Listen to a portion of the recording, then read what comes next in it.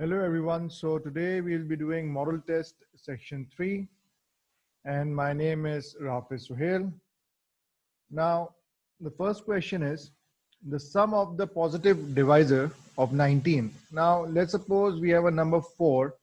So how many divisor a number 4 can have? So 1 is a divisor for every number, 1 is a divisor.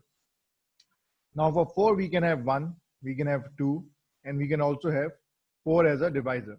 Now these are your positive divisor, and we can also have negative divisor. -1, -2, and -4 would be negative divisor. Now over here the sum of the positive divisors of 19. So 19 is a prime number. So 19 will be having two divisors, two positive divisor. One would be 1 because 1 is the divisor of every number, and the other one would be 19. So we can divide 19 by 1, and we can also divide 19 by 19. So these are your positive divisor. So the sum would be 1 plus 19, that is 20. And the product would be 1 into 19, that would be 19. So 20 is more than 19. So option A is correct.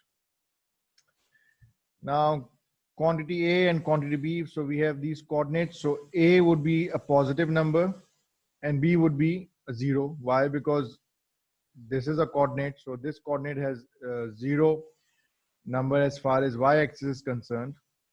And now this coordinate will be having x as 0 because it lies over here. So over here, the value of x would be 0 and the value of d would be negative. So positive number plus a 0, and we have a 0 plus a negative number. So quantity B would be negative and quantity A would be positive. So positive is greater than negative. So quantity A is greater than quantity B. Hence option A is correct. Quantity A and quantity B again. So 5 bracket R plus T can be written as 5R plus 5T. And over here we have 5R plus T. Now this can only be equal if we have T as 0. If you have T as 0, this would be 5R equals to 5R. But if T is anything other than 0, if T is 1 or -1, then these quantity might not be the same. So we are not sure and we cannot determine which quantity is greater and which quantity is, are these two quantities equal? So we cannot determine. So option D is correct.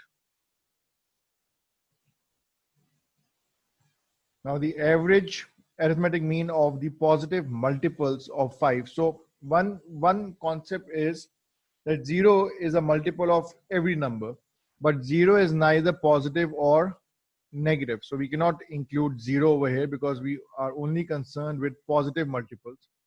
So positive multiples of 5 which are less than 26. So we will be having 5, 10, 15, 20, and 25. And what will be the average or arithmetic mean? So these numbers are in sequence because the difference between consecutive numbers are equal. So the difference over here, 10 minus 5 is 5, 15 minus 10 is 5.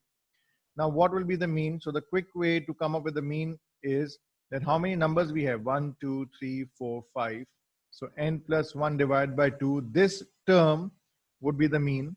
So 5 plus 1 divided by 2 is 3. So the third term is 15. So this would be the mean of these 5 numbers. Or the longer way is that we add all of them up and divide by 5. Now over here we need to find out the positive multiples of 7 less than 26. So it would be 7, 14, 21. These are the numbers which are less than 26, and these are multiples of 7. So 7, 14, and 21. And obviously these three numbers, they are also in a sequence because the difference between these two numbers, 14 and 7 and 21 and 14 is the same, that is 7. So 3 plus 1 divided by 2 is 2. So the second term would be the mean. So 14 over here would be the mean of these three numbers. So one is 15. So quantity A is 15 and quantity B is 14. Quantity A is greater than quantity B. So option A is correct.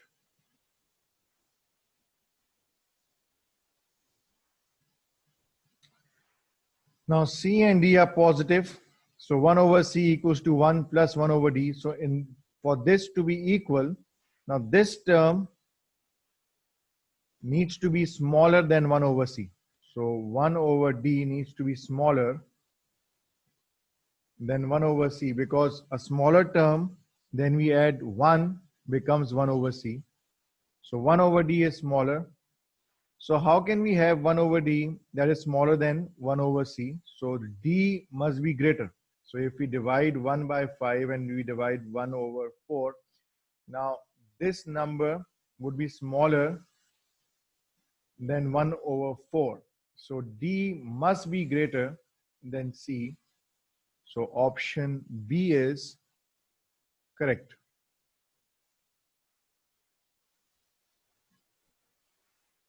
Now a number is palindrome if it reads exactly the same from right to left as it does from left to right. For example, 959, 24742 are palindromes. Now the probability that a 3-digit number chosen at random is a palindrome. Now 3-digit numbers, so 1 would be 100 and 101 to 200, so there are 100 numbers over here. 200 and 1 to 300, so 201 to 300, again there are 100 numbers. Now 800, and we have 801 to 999. Now from 801 to 999 we have 99 numbers. So if we make a this timeline, so if we have 100 over here, this is 200, this is 300, 400, 500, and 800 to 999. We will not be including 1000. We will not include 1000 because 1000 have 4 numbers. Now, how many numbers are there from 100 to 200? So from 101 to 200, we have 100 numbers. So 100, so 101 to 200, we have 100 numbers. From 201 to 300, we have 100 numbers. Now from 801 to 900, we have 100 numbers. And 901, so this will not be 800, so this will be 901. So 901 to 999, we'll be having 99 numbers. Now, how many numbers there would be? So 100, 200, 300, 400, 500, 600, 700, 800, 900. So we have 100, 100, 100, 99 in the end. So from 901 to 999, we have 99 numbers. So 100, 200, 300, 400, 500, 600, 700, 800. So 899 plus, don't forget 100 as well. So don't forget this 100. So we need to add one more to get 900. Because from 101 to 200, we have 100 numbers. From 901 to 999, we have 99 numbers. And in between, we have 201 to 300. So again, we have 100 numbers. So total from 101 to 999, we have 899 numbers. But we need to add one more, and this one represents your 100. So total number we'll be having will be 900. So denominator is 900. Now, how many of them would be palindrome? So from 100 to 200, so how many palindromes we'll be having? So 1 and 1, 111, 121, 131, 141, 151, 161, 171, 181, 191. So 1, 2, 3, 4, 5, 6, 7, 8, 9, 10. Now from 201 to 300, how many palindromes we'll be having? So 202, 2222, 232, 242, 252, 262, 272, 282, 292. So 1, 2, 3, 4, 5, 6, 7, 8, 9. Are we forgetting any number over here? So 202, we can also have 212. So there are 10 numbers. So in a bracket from 100 to 200, 200 to 300, we have 10 numbers which are palindrome. Now from 100 to 200, from 200 to 300, 300 to 400, 400 to 500, 500 to 600, 600 to 700, 700 to 800, 800 to 900, and 900 to 999. So each bracket we have 10 palindromes. So how many palindromes will be having? 1, 2, 3, 4, 5, 6, 7, 8, 9. So 9 into 10, we have 90 palindromes. Now 90 divided by 900 is 1 by 10, and this number would be 1 by 10, that is equal to 1 by 10. So both of them are equal. So quantity C is correct. Now Jack and Jill each bought the same TV set using a 10% off coupon. Now Jack cashier took 10% off. So let's suppose the price of the TV set is X. Now it is taking off 10% off, so it would be 1 minus 0.1, and then added 8.5% sales tax, so into 1.085. So this will be the price. Now Jill, on the other hand, Jill cashier first added the tax. So let's suppose the price is 100. So we multiply this by 1.085 and then took off a 10% off. So multiply by 0.9. Now X into 0.9 into 1.085, or X into 1.085 multiplied by 0.9 would be the same number. So it doesn't depend on the sequence. So 5 multiplied by 4 multiplied by 3, or 5 into 3 into 4, both of them are going to give the same number. So both quantities are equal, hence option C is correct. Now quantity A is the area of ABC. So if this is 2, this is a triangle, that is, there's a right angle triangle. This would be your hypotenuse, and these two angles would be, these two sides would be equal, because these two angles, this is, if this is 45, this is 90, then this will also be 45, because in a triangle they are 180 degrees. So 45 plus 45 plus 90 is 180. So what will be the sides? So these two sides are equal. Let's suppose both of them are A. So A square plus A square equals to 4. 2A square equals to 4. A square equals to 2. A would be under root 2. So this would be under root 2. This will also be under root 2. So the area would be half into under root 2 multiplied by under root 2 would be half into 2. So it would be 1. So the area of quantity, or this triangle or quantity A is 1. Now we have this triangle as well. Over here, the side, the hypotenuse has a 2 length. So the hypotenuse length is 2. Now we have this angle 60. Now we need to be, we need to actually know this, and we need to memorize this as well. Now let's suppose if this is 60, this is 2 and this is 1, then this would be under root 3. How we are getting this under root 3? So this is Pythagoras theorem. So 2 square equals to 1 square plus under root 3 square. So this will be 4 equals to 1 plus 3. So 4 equals to 4. Now sine 60 equals to under root 3 over 2. This is 30 degrees. This is 90 degrees. And sine cos 60 would be 1 over 2. Now we need to find out this length. So this length would be sine 60 equals to opposite. So this is your opposite.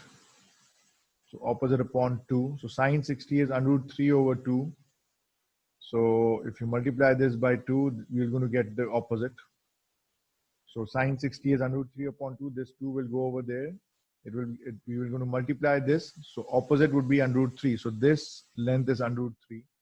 So what will be your height? Again, Pythagoras theorem. So a square plus b square equals to c square. So we need to find out this x. So x square plus under root 3 square equals to 2 square. So x square plus 3 equals to 4.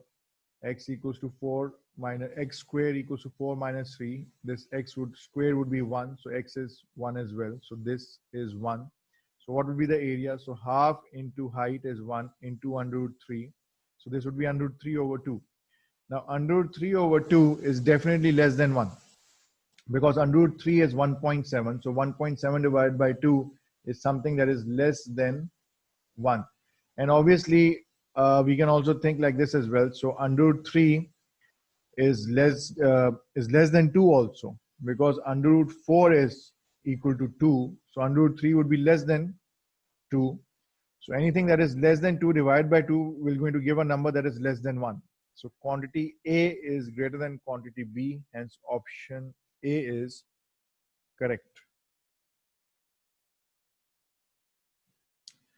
Question 9. If now is June, so what month will it be 400 months from now? So 400 months from now, what will be this month? So in a year, we have 12 months. So how many years we're going to pass by? So 400 divided by 12. So 3 would be 36. This would be 40 again. So 33, 36, and we are left with 4. So 33 years and 4 months. So if this is, if we have, if today is June, so the month today is June, so 33 years later and plus 4 months. So June, July, August, September, October. So after June, 1 month, 2 months, 3 months, and 4 months. So what month would be after 400 months? So it would be October. So option D is correct. Now, if 5 over 9 of the members of the school chorus are boys, what is the ratio of girls to boys? So girls to boys. So if 5 over 9 are boys, so total number of students. So total number of students equals to 9. So boys equals to 5, girls equals to 4. So it would be 4 by 5. So 4 upon 5 would be the right answer. Now, what is the volume of a cube whose total surface area is 54? So let's make a cube. So each side, so the area of this side would be x square. So how many sides there are, and each side would be equal. So 1, 2, 3, 4, and 5, and 6. So 6x squared equals to 54. So x squared equals to 54 divided by 6 is 9. 6 9s are 54. So x equals to 3. So each side equals to 3. So what will be the volume? So volume of a cube would be x cube. So 3 cube equals to 27. So 3 into 3 into 3. So 3 into 3 is 9. 9 3s are 27. Now, if A is 25 kilometer east of B, so if this is your B, A is 25 kilometer east. So north, east, south, and west. So A is 25 kilometer east of B, which is 12 kilometers south of C. So B is 12 kilometers south of C. And C is 9 kilometers west of D. So if this is your D, so this distance would be 9. So C is 9 kilometers west of D. So we need to find how far is it in kilometers from A to D. So we need to find out this distance. So if this total distance is 25 and this equals to 9, so this distance would be 16. This would be your 12. So again, we have a right angle triangle. We will going to use Pythagoras theorem. So if this is your x, so x square equals to 12 square plus 16 square. So x square equals to 144, 16 square is 256. You need to memorize this. So 256 plus 144, 6 plus 4 is 10, 6 plus 4 is 10 again, so 400. So x square equals to 400, so x would be equal to 20. Under root 400 is 20, or we can say 20 into 20 equals to 400. So the correct option is A. Now in triangle ABC, AB equals to AC equals to 2. So we have a isosceles triangle in which two sides are equal. So which of the following could be the area of a triangle ABC? Now the largest area would be, if this side is 2, this side is 2. So area of a triangle is half into base into height. So 1 upon 2 into 2 into 2 would be 2. So this is the largest area which can be. Now if this is your height, let's suppose. Now we can also have a triangle. Now this is 90 degrees. So we can also have this sort of a triangle. This is 2, this is also 2. But the height now is less. Now the height is not 2 anymore. The height is less. So half into height into base. So base is 2. Now the height is not 2, it is actually less than 2. And we could also have this sort of a triangle. So this is 2, this is also 2. Now this height is half into base into height. So height into base. Base is again 2. But this height is now less than 2. Now the largest area can be, the largest area would be 2. Now how many possible areas there can be? So the largest one is 2. So we can have areas that are less than 2 because we can again control the height of this triangle. So the largest height would be 2, and then if we tweak the angles, then the height would keep on decreasing. So the largest area would be 2 and other areas would be less than 2. So all these four options are possible areas for this triangle. Now we have this question. Now the total enrollment in higher education institutions by control and type of institutions. So we have 4 different institutions: public 2-year, private 2-year, private 4-year, public 4-year. And this is index of total enrollment. Now what is this diagram indicating? It is basically indicating that, let's suppose at this point we had 80 students.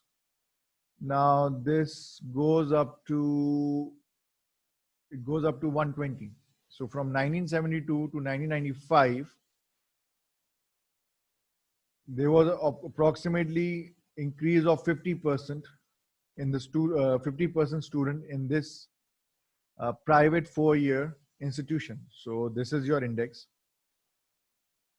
and this is 100. So this is the base. So in 1981, the base is 100. So again, in 1981, if there were 100 students, now if it goes up to 120, so it means that the students increase by 20%. Now percentage distribution of total enrollment. So out of 100%, in 1995, approximately 41% were in public 4-year, approximately 38 or 37% were in public 2-year, 20% in private 2-year, private 4-year, and approximately 1% private 2 years. Now in 1995, the number of students enrolled in public institutions. So the number of students enrolled in public institution of higher education was approximately how many times the number of students enrolled in private institution of higher education. So now we need to find out how many times more students were enrolled in public institutions. So out of this 100 students, so public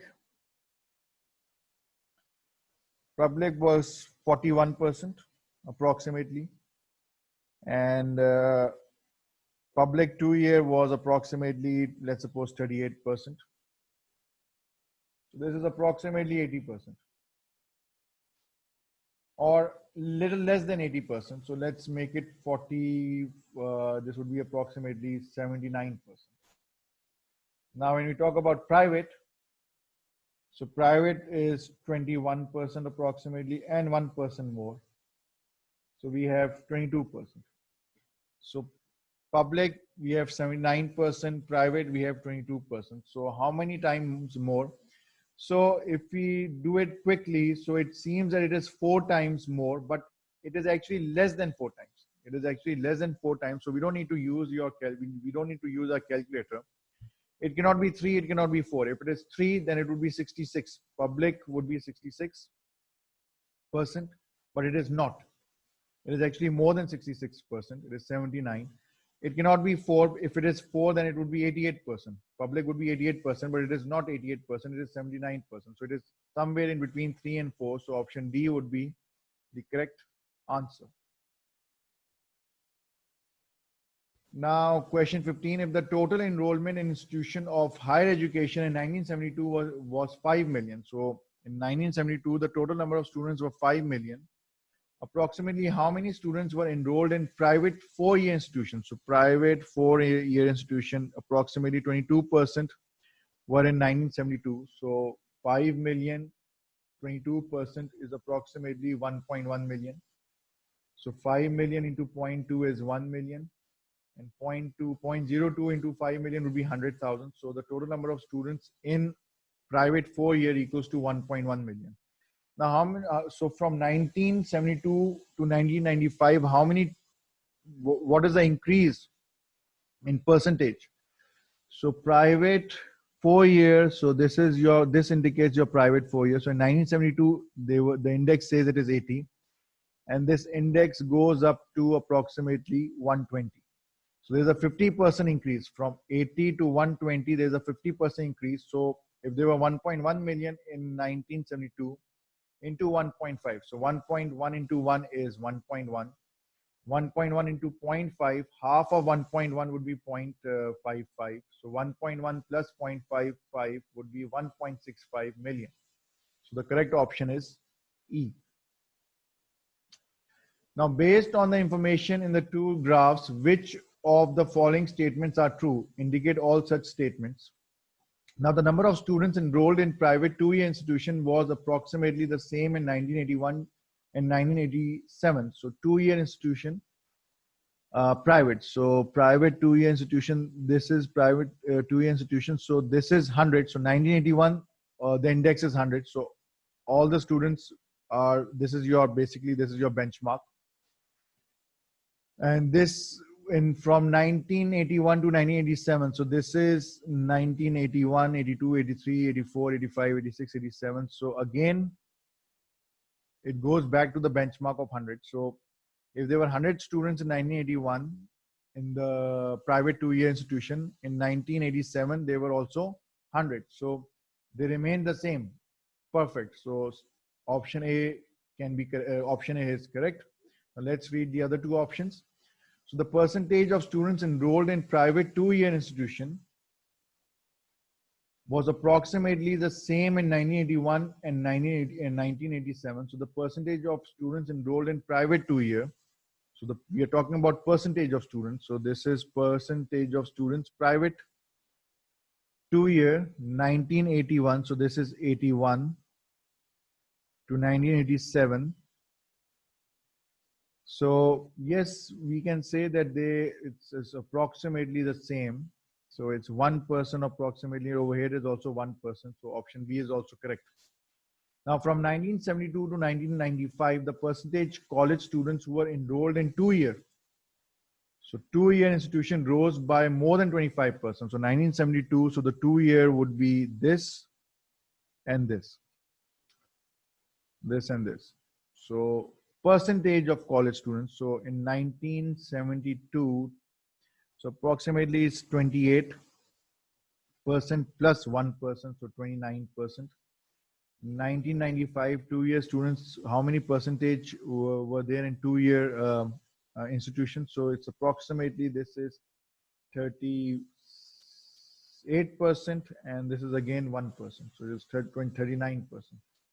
So let's uh, make them let's make 29% to 30%, and let's make 39% to 40%, just to make our life easier.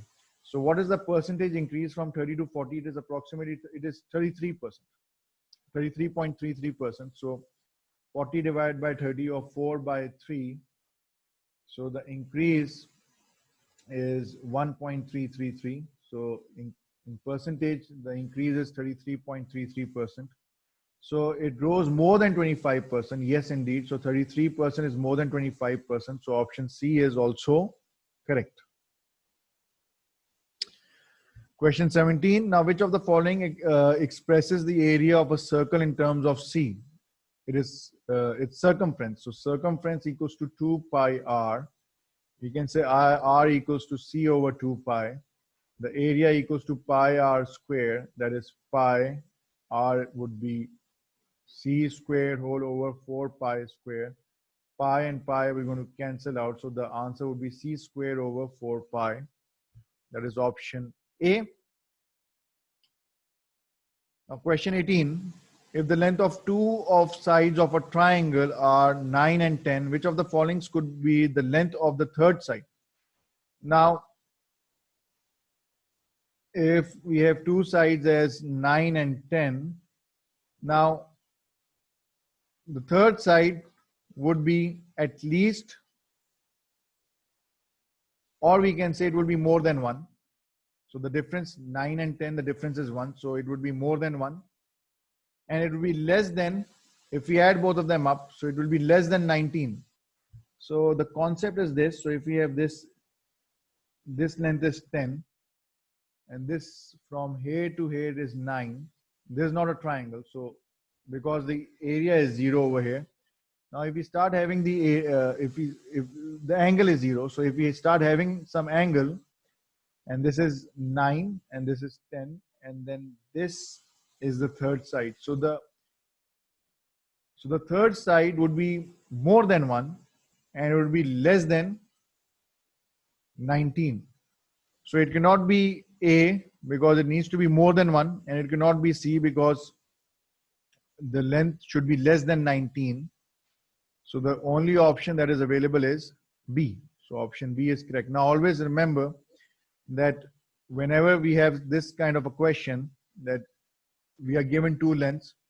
So if we subtract the two lengths, we get 1. So the third side would be more than 1. And if we add 9 plus 10 is 19. So the third side would be less than 19. So the correct option over here is B. Now question 19, if P pencils cost C cent at the same rate, how many pencils can be bought for $2? So each pencil cost how much? So each pencil would be C over P. Now let's suppose we can buy 5 pencils in 50 cents. So each pencil would be for how many cents? So it would be 50 divided by 5, that is 10 cents. So each pencil would be for 10 cents each.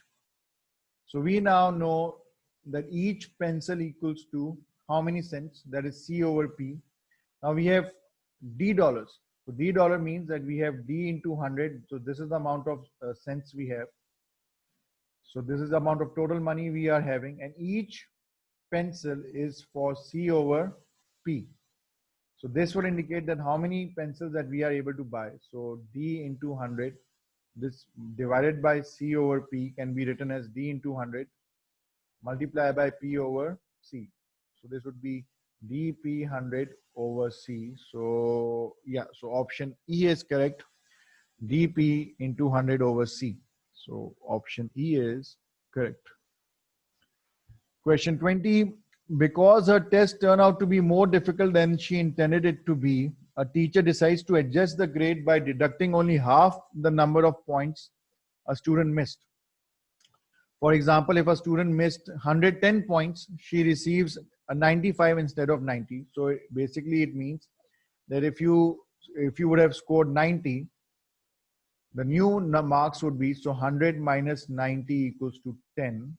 10 divided by 2 is 5. Original number was 90 plus 5 equals to 95. So this is your new grade. So what is the Before the grade were adjusted, the class average was A. So let's suppose the class average was A. So what was the average after the adjustment? So let's follow the same procedure. So this would be 100 minus A. So 100 minus A, so 100 minus 90 is 10. So 100 minus A would be 100 minus A, and we need to divide this by 2. So we get a certain number, and that number obviously is 100 minus A whole upon 2. Now A, that is your original number, plus 100 minus A whole over 2 will be your new number. So just simplify this. So 2 into A would be 2A plus 100 minus A whole over 2. So this would be A plus 100 whole over 2, or A over 2 plus 50.